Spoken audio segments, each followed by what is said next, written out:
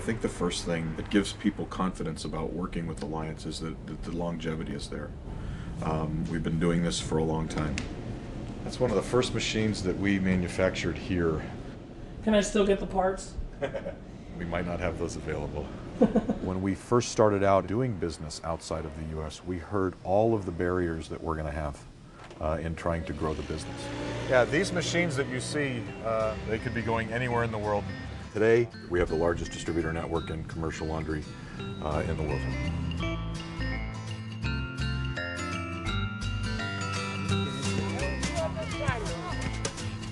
Jackson, my oldest son, is the big guy there that looks like me with the red sock. There you go. You got to see him score a goal. I came to Florence as a student and was looking for different business opportunities. This one I've had for about 3.5 years, And I needed to do my laundry. So I thought, wow, you know, a guy could open up laundromats and make a fortune, and I kept repeating this to myself. The smallest laundry we ever built is actually right here. Probably one of the smaller ones in the world. In the early years, it was difficult. Being Italy was a virgin market, I thought if I created a nice concept, it was something that I could repeat. And I saw that in the States, it was an idea that had taken off way before. Francesco was our architect. Expansion was slow throughout the 90s. However, our best sales tool were our stores. This is literally the 5th store we've been to today. Yeah, I can take you to another 15 if you 20, as many as you like. And it was kind of a snowball effect in that as these stores started doing better and better, people would see other people washing their clothes, and the idea really started to take off. So what number store will this be for you? Probably total 300 and something. No. Okay. Okay. La macchia. My name is Martial. Coley called me out of the blue and said, I want you to come work for me. And so that was 6 years ago. The wash and dries, they crank. They do really good. They don't have dryers in most of the homes here in Italy. And it's a new thing to them. So they get kind of hooked on it. People tell us, we're so happy we found you. And they'll drive from other towns. Italians are pretty excited about the concept, I would say. We are aiming at opening 8 stores in total. We've covered most of the central northern part of the country. The southern part is still virgin territory. But we're working on that.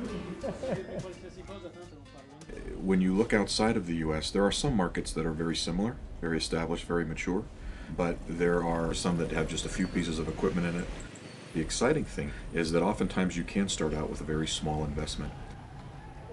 I believe this is the first coin laundry in the Philippines, and it's actually it's the men's bathroom, and then we converted like a small portion of it.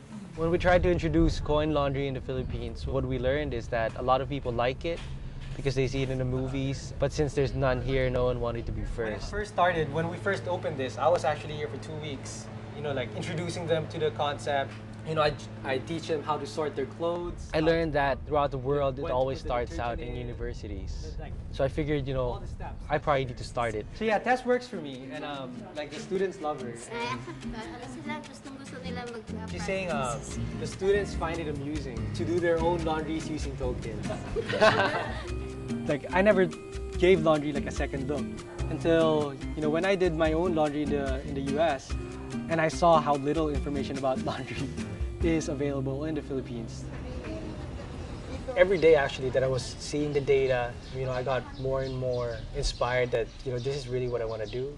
I don't know if there's any laundry place in the Philippines that will have this many equipment. Like the customers for this is really going to be like the laundry ladies, and we want to be able to keep the prices low enough for them to make, you know, with Alliance's help, I was able to form this business model that we think will work in the Philippines. Yeah, I have the smallest office.